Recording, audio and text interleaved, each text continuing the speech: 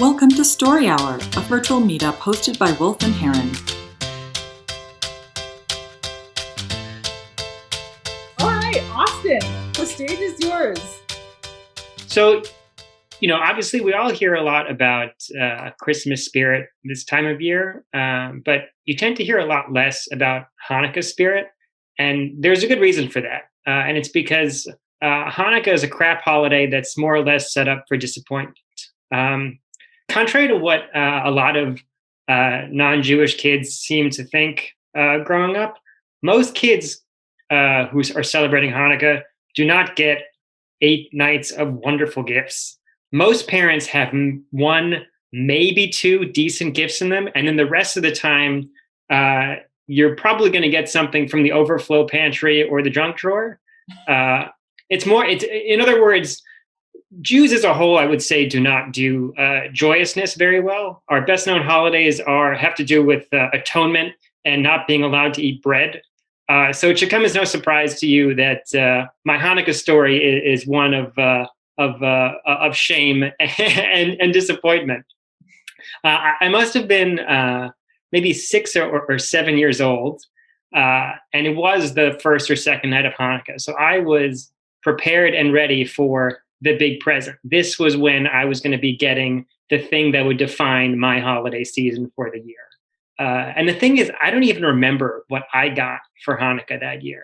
What I do remember is what my older brother Sam got, which was the Lego time machine, which in my mind at the time was the greatest thing anyone could have been possibly gifted for Hanukkah.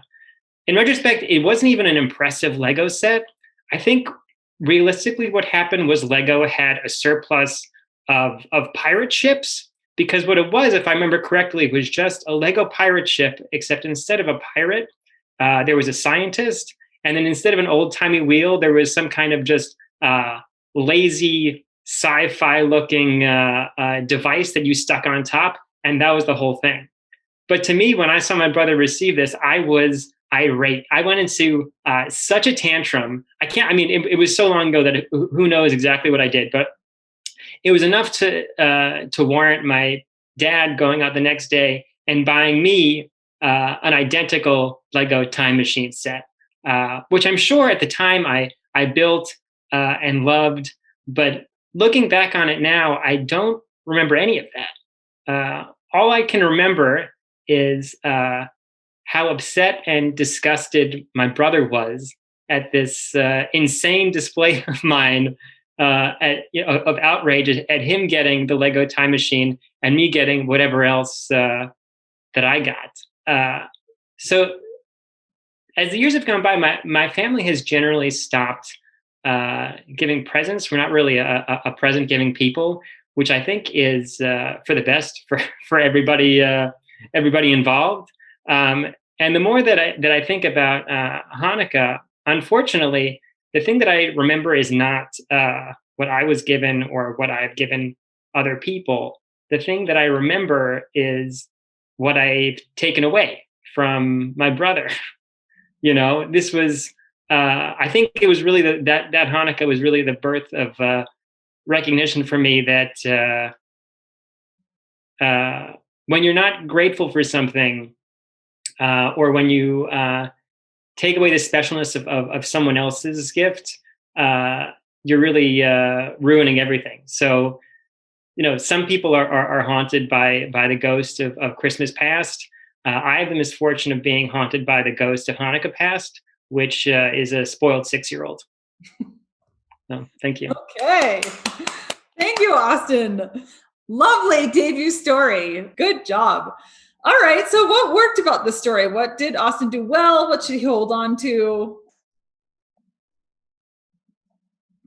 Go ahead, Sarah. I enjoyed your story, Austin. I felt you very clear throughout the story. I felt you had something to give, and that you had learned something from it, and that you were coming to that point with the story. And you had a sense of humor also about your story, which helps to listen to the story. But you had a really good build up. and I knew, something was coming, and you kept it simple. You kept it real. You were very honest about yourself. You had, as I said, you had a sense of humor. You were looking at yourself, and you could see that, you had character flaw there, and you told the truth about it, and you were laughing about it, which was really telling, and it's a very powerful tool, I think, in storytelling, is to look at yourself and to have a sense of humor, and be honest at the same time. So anyway, that's what I got. Thank you. Thanks. Go ahead, Sarah. Yeah, actually some similar comments. So, one, engaging emotions. You did an especially good job with the emotion because echoing a little bit of what Robert said, the humor was also so little self-deprecating in places, and it just made it seem so sincere and real, that it just was, the emotion was definitely there, and it made me kind of feel that emotion with you and feel that shame and oh man, that's terrible. And the other one was curiosity. The way that you told that story, I can't even tell you exactly why, but the emotion, and it wasn't like you gave a ton of detail about it, but the way that you told the story, what I kept finding myself thinking was did you ever tell this story to your brother, and did he forgive you? That was the curiosity that totally peaked in my mind with that story. So you did a really good job of both of those things. Other thoughts? What else did Austin do well? Milo, go ahead. Sorry, I'm sorry about the issue, guys.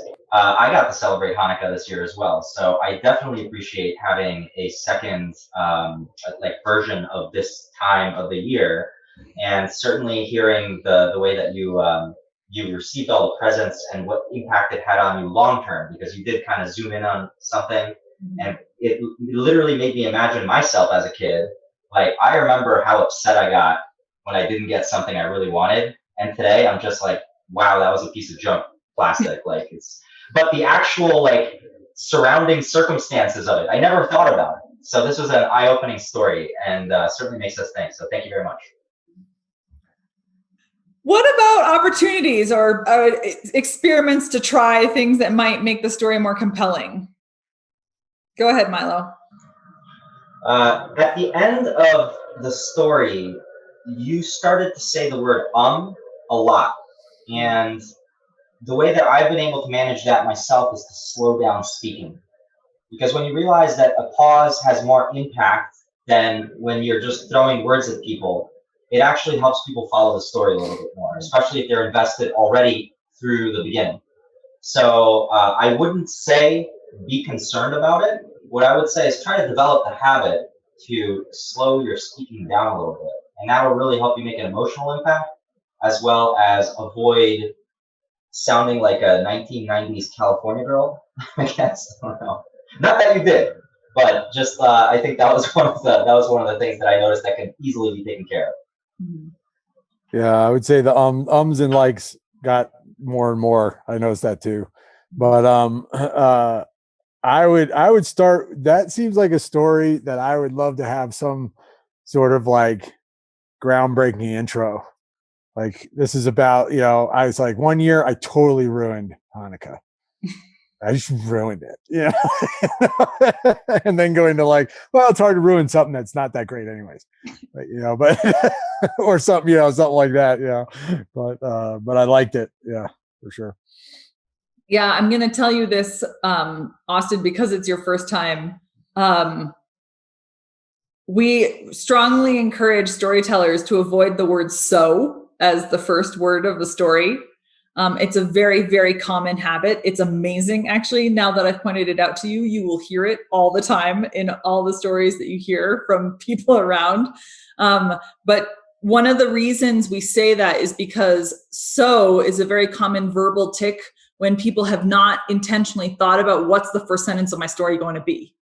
And so I think to Bart's point, if you know what your first sentence is, you won't say the "so" anymore. Other thoughts? What else could Austin experiment with? Kara? I'll go quickly because I see Neha has her hand up too. But I wanted to understand more what shame feels like for you as a kid, because I think that there's like heat involved, probably. There's a lot of body language involved, and I wanted more of that scene, and I just wanted to be immersed in that more, because I could imagine how stupid it feels now, but how huge it probably felt in that moment because of everything that you were feeling and thinking. Yeah, like what part of the body did you like? Where's that center itself? The shame. Neha. Yeah, I would agree with that. I think so. I have a couple different things, and I'll try to say them really quickly. But I would agree with that. I know it's hard to sort of pinpoint. Like sometimes it's just really easy. Like a year later, we look back and we're like, oh, ugh. But I would like to, like, if you could, you know, like it's kind of like what I said to Sarah. Like, how did that transition happen? Just like a sentence or two more about, you know, how you got to that conclusion. Or even if it's not something that you actively notice, just a little bit more about starting to notice those things. Because I feel like that was slightly more abrupt introduction of that element of being grateful, not ruining other people's things. I think that was a little bit more abrupt at the end. To the organization point that I think it was Bart who brought up, I would be interested to see if you could sort of start and end this thing in the same place. So if you ended with like, I know what the ghost of Hanukkah past is like, and I wonder if there's a way that you could bring that up at the beginning and sort of pose it as like a question or an unresolved thing, and then end it with like, yeah, we know it's a spoiled 6-year-old. And then the third thing that I wanted to say is some of the given where your story ended up, I'm not sure that all of the stuff not that it was a long story, because it wasn't, but I'm not sure that some of the stuff in the beginning was necessary. So for example, like the details about, was the Lego time machine set all that good? Or is it really important to know that you don't get presents all 9 days of Hanukkah? I don't really think that actually that is quite relevant. I don't celebrate Hanukkah, so maybe I'm quite wrong, but some of those details seem to be a little bit more focused on other things that were not quite as germane to your story. It's always a trick to figure out all the contextual details that are important for your theme and which ones aren't. And yet you had a strong, clear theme, right? Which means that you're 90% the way there, and you can just kind of go back through and be like, do I really need this context? Do I really need this context? And then one final thought in terms of your engage emotion superpower. Sarah pointed out that this was a very, there were a lot of emotions in your story, and we could feel them. And you can lean into it even more by going into the physiology of it, especially when you talk about regret now, right? What does that regret feel like? Or yes, what did shame feel like at the moment? Or when you talk about being a 6-year-old and being irate, right? There's this tantrum, but like, what are your hands doing? What is your body doing? What is like, where is the heat? Are you cold? Or, those are things that you could play with. Totally. Yeah. Thanks very much, everybody. Well, thank you, Austin, for your story. It was lovely. Visit wolfandheron.com to find out more about our story hours.